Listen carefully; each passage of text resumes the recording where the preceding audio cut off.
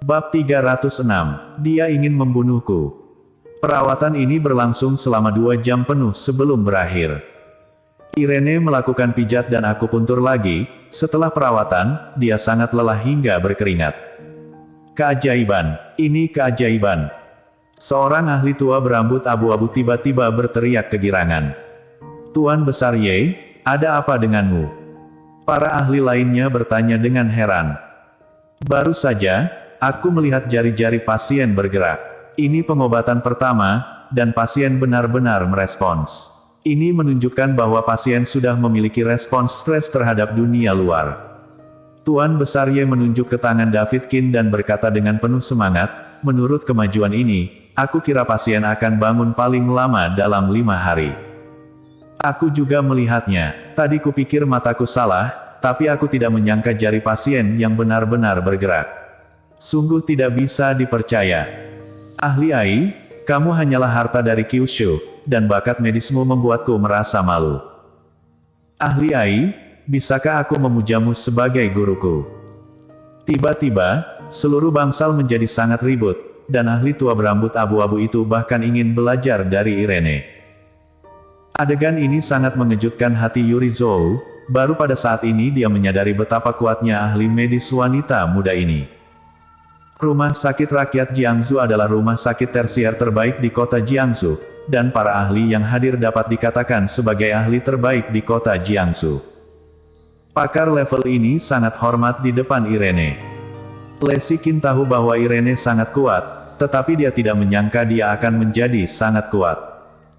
Sayang, bagus sekali, ayah akhirnya akan bangun, kata Lesikin bersemangat. Jerry yang juga sangat senang, dia tahu sebelumnya bahwa hanya masalah waktu sebelum Davidkin bangun. Nona Ai, kamu telah bekerja keras. Jerry yang berjalan mendekat dan berkata dengan penuh terima kasih. Irene menggelengkan kepalanya sedikit, dan berkata dengan wajah lelah, Kak Jerry, aku akan kembali jam 9 besok pagi. Baiklah. Jerry yang mengangguk, dan memberitahu Charles Ma yang berada di samping, aku akan menyerahkan kepadamu untuk bertanggung jawab atas keselamatan pribadi Kak Irene dalam beberapa hari terakhir. Ya, aku berjanji untuk menyelesaikan tugas. Charles Ma langsung sangat gembira, dan dengan cepat berdiri tegak untuk menanggapi. Setelah melihat Irene dan Charles Ma pergi bersama, Lesikin bertanya sambil bergosip, ada apa dengan Charles Ma dan Kak Irene? Jerry yang mengangguk, dan berkata dengan sedikit emosi, keluarga Kak Irene adalah keluarga besar di kota Yan, sedangkan Charles Ma adalah seorang yatim piatu yang selalu sangat rendah, jadi dia hanya bisa diam-diam mencintai di belakang punggungnya, dan Kak Irene merasa bahwa dia lebih baik dari Charles Ma, jadi hubungan keduanya belum berkembang. Apakah Kak Irene tertarik? Tanya Lesikin. Jerry yang menggelengkan kepalanya, Kak Irene hampir tidak dapat dianggap memiliki kesan yang baik terhadap Charles Ma. Mengenai kesukaan, aku bahkan tidak dapat membicarakannya. Pasangan itu bergosip tentang hal itu, dan suasana hati Lesikin yang buruk karena konflik dengan Yuri Zhou sebelumnya juga membaik karena Davidkin akan bangun. Selama beberapa hari berikutnya, setiap pagi dan malam, Irene akan pergi berperang sendiri untuk merawat Davidkin, dan setiap perawatan akan memakan waktu 2 jam penuh. Selama 3 hari berturut-turut, kondisi Davidkin semakin membaik, dan semua indikator vital terus kembali ke level normal. Karena insiden siaran langsung Yuri Zhou, nilai pasar grup Yan Chen telah melonjak. Yumikin sangat sibuk akhir-akhir ini, tetapi semua yang ada di grup Sanhe sangat stabil.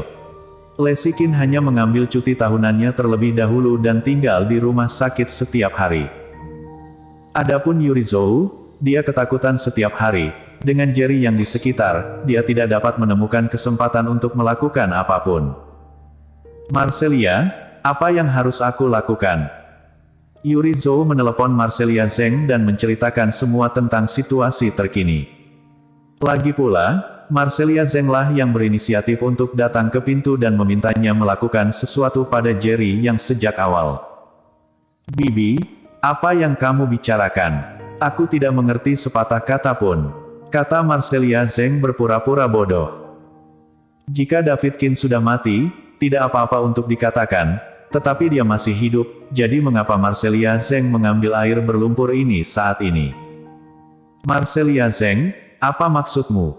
Kamu adalah orang yang datang kepadaku pada awalnya, dan kamu ingin melakukan sesuatu pada Jerry Yang, tetapi sekarang hal-hal akan terungkap, kamu tidak mengakui apapun.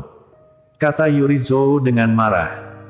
Bibi, sebaiknya kamu berpikir jernih sebelum berbicara. Kapan aku mengatakan bahwa aku akan menyerang Jerry Yang? Jika kamu mengganggu aku lagi, aku akan memberitahumu tentang pembunuhan David Qin.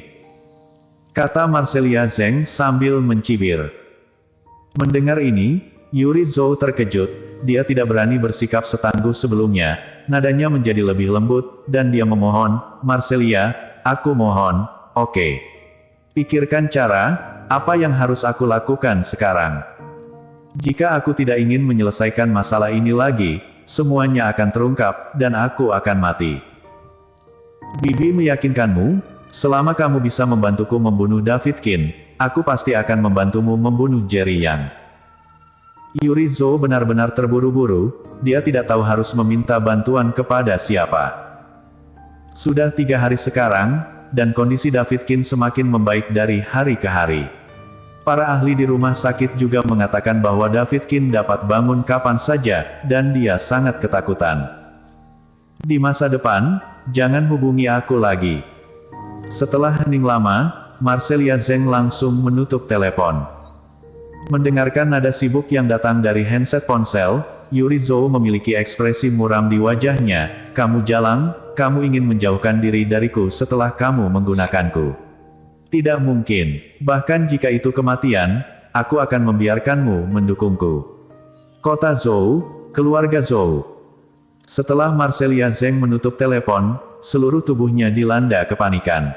Dengan bang, dia membanting telepon ke tanah, mengertakkan gigi dan berkata, aku seharusnya tidak bekerja sama dengan wanita bodoh ini. Aku kalah 800.000 yuan. Tapi bahkan Jerry yang tidak sakit, malah dia menanamnya sendiri. Faktanya, ketika dia mengetahui bahwa David Qin tidak terbunuh, Marcelia Zeng merasa cemas sepanjang hari. Meskipun Yuri Zhou adalah orang yang menabrak David Qin, dia memberikan uang kepada Yuri Zhou. Jika Yuri Zhou terungkap, maka dia pasti akan terlibat juga. Apa yang harus kulakukan? Marcelia Zeng hendak menangis. Bukannya dia tidak ingin membantu Yuri Zhou, tetapi dia tidak tahu harus berbuat apa, dan dia hanya bisa berpura-pura bodoh sampai dia berpikir untuk menyelesaikan masalah ini. Marcelia, ada apa denganmu? Saat ini, suara ayahnya Arnold Zeng tiba-tiba terdengar. Ah, aku baik-baik saja. Marcelia Zeng terganggu sepanjang waktu, dan Arnold Zeng tiba-tiba mengeluarkan suara, yang sangat mengejutkannya. Arnold Zeng mengerutkan kening, dan berkata, aku sudah lama berdiri di pintu sekarang, dan kamu selalu gila. Apa yang terjadi? Beritahu ayah. Meskipun Arnold Zeng sudah lama tidak memiliki hubungan dengan Yuri Zhou, dia masih sangat mencintai Marcelia Zeng. Meskipun keluarga Zeng saat ini telah banyak menurun, setidaknya masih dipertahankan. Hari ini, keluarga Zeng berangsur-angsur kembali normal, dan semuanya bergerak ke arah yang baik. Ayah, aku benar-benar baik-baik saja. Mata Marcelia Zeng mengelak, dia tidak berani menatap Arnold Zeng, dan dia akan pergi setelah berbicara. Berhenti. Arnold Zeng meraung dengan marah. Marcelia Zeng jelas dalam masalah serius, dan Arnold Zeng tidak bisa lepas dari ini. Air mata Marcelia Zeng langsung mengalir keluar, dan dengan celepuk dia tiba-tiba berlutut di kaki Arnold Zeng. Marcelia, ada apa denganmu? Arnold Zeng merasa gelisah dan memiliki firasat buruk. Ayah, aku melakukan hal bodoh, kamu harus menyelamatkanku, jika tidak, dia pasti akan membunuhku. Marcelia Zeng menangis dan berkata, sekarang, hanya Arnold Zeng yang bisa membantunya. Bersambung.